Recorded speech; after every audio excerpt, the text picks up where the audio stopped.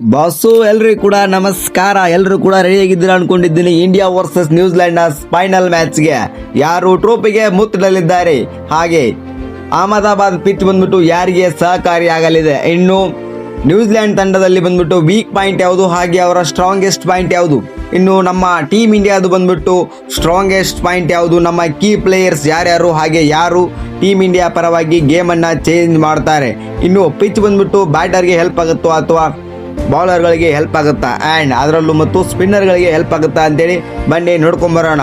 Team India ಬಂದ್ಬಿಟ್ಟು ಗೆಲ್ಲುವ chances ಎಷ್ಟಿದೆ ಅಹಮದಾಬಾದ್ ಪಿಚ್ನಲ್ಲಿ ಅಂತೇಳಿ ಬನ್ನಿ ನೋಡ್ಕೊಂಬರೋಣ. ಇಂಡಿಯಾ ಹಾಗೆ ನ್ಯೂಜಿಲೆಂಡ್ ಬಂದ್ಬಿಟ್ಟು ಫೈನಲ್ ಮ್ಯಾಚ್ ಆಡ್ತಾ ಇದೆ. ಅದು ಬಂದ್ಬಿಟ್ಟು ಮಾರ್ಚ್ 8ರಂದು ಅಹಮದಾಬಾದ್ ಪಿಚ್ನಲ್ಲಿ. ಅಹಮದಾಬಾದ್ ಪಿಚ್ ಬಂದ್ಬಿಟ್ಟು ಹೇಳಿ ಕೇಳಿ ಬ್ಯಾಟಿಂಗ್ಗೆ ಹೆಸರಾದಂಥ ಪಿಚ್. ಮತ್ತೆ ಇಲ್ಲಿ ಬಂದ್ಬಿಟ್ಟು ರನ್ ಸುನಾಮಿ ಹರಿಯೋದು ಆಲ್ಮೋಸ್ಟ್ ಕನ್ಫರ್ಮ್ ಅಂತಾನೆ ಹೇಳ್ಬೋದು. ಇದು ಬಂದ್ಬಿಟ್ಟು ಬ್ಯಾಟಿಂಗ್ನ ಪಿಚ್ ಆಗಿದೆ. ಬೌಲರ್ಗಳಿಗೆ ಹೆಲ್ಪ್ ಇರಲಿದೆ, ಅದು ಬಂದ್ಬಿಟ್ಟು ಫಾಸ್ಟ್ ಬೌಲರ್ಗಳಿಗೆ ಹೆಲ್ಪ್ ಇರೋದಕ್ಕೆ ಸಾಧ್ಯನೇ ಇಲ್ಲ. ಇದು ಕಪ್ಪು ಆ್ಯಂಡ್ ಕೆಂಪು ಮಣ್ಣಿನಿಂದ ಮಿಕ್ಸ್ ಆಗಿರೋದ್ರಿಂದ ಮಿಡಲ್ ಓವರ್ನಲ್ಲಿ ಸ್ಪಿನ್ನರ್ಗಳ ದಾಳಿ ಇಲ್ಲಿ ಜಾಸ್ತಿ ಆಗಲಿದೆ. ಸ್ಪಿನ್ನರ್ಗಳಿಗೆ ಬಂದ್ಬಿಟ್ಟು ಪಿಚ್ ಹೆಲ್ಪ್ ಕೂಡ ಆಗಲಿದೆ. 2022 T20 ವಿಶ್ವಕಪ್ನಲ್ಲಿ ಸ್ಪಿನ್ನರ್ಗಳ ಹಾವಳಿ ಫೈನಲ್ನಲ್ಲಿ ಇರಲಿದೆ. ಹಾಗಾದರೆ ಟೀಮ್ ಇಂಡಿಯಾದ ವೀಕ್ ಪಾಯಿಂಟ್ ಯಾವುದು, ಹಾಗೆ ಸ್ಟ್ರಾಂಗ್ ಪಾಯಿಂಟ್ ಯಾವುದು, ಇನ್ನು ನ್ಯೂಜಿಲೆಂಡ್ ತಂಡದ ವೀಕ್ ಪಾಯಿಂಟ್ ಯಾವುದು, ಹಾಗೆ ಸ್ಟ್ರಾಂಗ್ ಪಾಯಿಂಟ್ ಯಾವುದು ಅಂತೇಳಿ ಬನ್ನಿ ನೋಡ್ಕೊಂಬರೋಣ. ನ್ಯೂಜಿಲೆಂಡ್ ತಂಡದ ಸ್ಟ್ರಾಂಗ್ ಪಾಯಿಂಟ್ ಅಂದರೆ ಅದು ಬಂದ್ಬಿಟ್ಟು ಓಪನಿಂಗ್ ಪ್ಲೇಯರ್ ಆಗಿರುವಂಥ ಟೀಮ್ ಸೈಫರ್ಟ್, ಹಾಗೆ ಇನ್ನು ಫಿನ್ ಆಲೆನ್. ಇವರು ಯಾವ ರೀತಿ ಸೌತ್ ಆಫ್ರಿಕಾ ತಂಡವನ್ನು ಧ್ವಂಸ ಮಾಡಿಕೊಂಡು ಫೈನಲ್ ಟಿಕೆಟನ್ನು ಅವರಿಂದ ಕಿತ್ಕೊಂಡು ನೇರವಾಗಿ ಫೈನಲ್ಗೆ ಹೋದ್ರು ಅಂತೇಳಿ ನೀವು ಕೂಡ ನೋಡಿದ್ದೀರಾ. ಫಿನ್ ಆಲೆನ್ ಆ್ಯಂಡ್ ಹಾಗೆ ಟೀಮ್ ಸೈಫರ್ಟ್ ಇವರಿಬ್ರು ಬಂದ್ಬಿಟ್ಟು ನ್ಯೂಜಿಲೆಂಡ್ ತಂಡದ ಮೇನ್ ಸ್ಟ್ರಾಂಗೆಸ್ಟ್ ಪಾಯಿಂಟ್. ಇದರ ಜೊತೆಗೆ ಇನ್ನೊಬ್ರು ಕೂಡ ಇದ್ದಾರೆ, ಅದು ನ್ಯೂಜಿಲೆಂಡ್ ತಂಡದ ಕ್ಯಾಪ್ಟನ್, ಅದು ಬೇರೆ ಯಾರು ಅಲ್ಲ, ಮಿಚೆಲ್ ಸ್ಯಾಂಟ್ನರ್ ಅವರು ಕೂಡ ನ್ಯೂಜಿಲೆಂಡ್ ತಂಡದ ಎಕ್ಸ್ ಫ್ಯಾಕ್ಟರ್ ಬೌಲರ್ ಆಗಲಿದ್ದಾರೆ.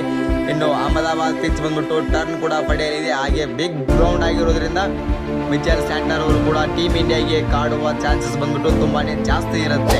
ನ್ಯೂಜಿಲೆಂಡ್ ತಂಡ ಜಾಸ್ತಿ ಹೆಸರಾಗಿರೋದೇ ಅವರ ಫೀಲ್ಡಿಂಗ್ಗೆ ಹಾಗೆ ಡಿಸಿಪ್ಲಿನ್ಗೆ. ಇವರಲ್ಲಿ ಬಂದ್ಬಿಟ್ಟು ನಂಬರ್ 1 ಫೀಲ್ಡರ್ಗಳು ಸಿಗ್ತಾರೆ, ಗ್ಲೇನ್ ಫಿಲಿಪ್ಸ್ ಹಾಗೆ ಡ್ಯಾರಿಯಲ್ ಮಿಚೆಲ್. ಇನ್ನು ನಮ್ಮ ಕನ್ನಡಿಗರಾದಂಥ ರವೀಂದ್ರ. ನ್ಯೂಜಿಲೆಂಡ್ ತಂಡ ಫೀಲ್ಡಿಂಗ್ಗೆ ಹೆಸರಾದಂಥ ತಂಡ. ನ್ಯೂಜಿಲೆಂಡ್ ಕೂಡ ಸೋ ಸ್ಟ್ರಾಂಗ್. ನಮ್ಮ ಟೀಮ್ ಇಂಡಿಯಾ ಕೂಡ ಯಾವುದೇ ತರಹದ ಕಮ್ಮಿ ಏನಿಲ್ಲ. ನಮ್ಮ ಟೀಮ್ ಇಂಡಿಯಾದ ವೀಕ್ ಪಾಯಿಂಟ್ ಆಗಿದ್ದಂಥ ಓಪನಿಂಗ್ ಪೇರ್ ಬಂದ್ಬಿಟ್ಟು ಇವಾಗ ಸ್ಟ್ರಾಂಗೆಸ್ಟ್ ಪಾಯಿಂಟ್ ಆಗಿ ಕಾಣ್ತಾ ಇದೆ. ಎಲಿಮಿನೇಟರ್ ಪಂದ್ಯದಲ್ಲಿ ನಾವು ವೆಸ್ಟ್ ಇಂಡೀಸ್ನ ಹೇಗೆ ಸೋಲಿಸಿದ್ದೀವಿ ಅದೊಂದಾಯ್ತಂದರೆ, ಇನ್ನು ಸೆಮಿಫೈನಲ್ನಲ್ಲಿ ಇಂಗ್ಲೆಂಡ್ ತಂಡದ ಕೂಡ ಅಲ್ಲಿ ನಮ್ಮ ಮೇನ್ ಓಪನಿಂಗ್ ಪ್ಲೇಯರೇ ಬಂದ್ಬಿಟ್ಟು ಧಮಾಕ ಮಾಡಿ ಟೀಮ್ ಇಂಡಿಯಾಗೆ ಒಂದು ಸ್ಟ್ರಾಂಗ್ ಆದಂಥ ಬಂದ್ಬಿಟ್ಟು ಬೇಸ್ಮೆಂಟನ್ನು ಹಾಕಿಕೊಟ್ರು. ಇನ್ನು ನಮ್ಮ ಟೀಮ್ ಇಂಡಿಯಾದ ವೀಕ್ ಪಾಯಿಂಟ್ ಏನಪ್ಪ ಅಂತಂದರೆ ಅದು ಬಂದ್ಬಿಟ್ಟು ಮಿಡಲ್ ಆರ್ಡರ್ನಲ್ಲಿ ನಮ್ಮ ಬ್ಯಾಟಿಂಗ್ನಲ್ಲಿ ಸೂರ್ಯ ಅವರಿಂದ ಸರಿಯಾಗಿ ಫಾರ್ಮಲ್ಲಿ ರನ್ ಬರ್ತಾ ಇಲ್ಲ. ಅಭಿಷೇಕ್ ಶರ್ಮಾ ಅವರು ಕೂಡ ತಲೆನೋವಾಗಿಬಿಟ್ಟಿದ್ದಾರೆ. ಇದು ಬಂದ್ಬಿಟ್ಟು ಟೀಮ್ ಇಂಡಿಯಾದ ವೀಕ್ ಪಾಯಿಂಟ್ ಆಗಿದೆ. ಇನ್ನು ನಮ್ಮ ಕೀ ಪ್ಲೇಯರ್ಸ್ ಯಾರ್ಯಾರಪ್ಪ ಅಂತಂದರೆ ಜಸ್ಪ್ರೀತ್ ಬುಮ್ರಾ ಆ್ಯಂಡ್ ಹಾರ್ದಿಕ್ ಪಾಂಡ್ಯ, ಶಿವಮ್ ದುಬೆ.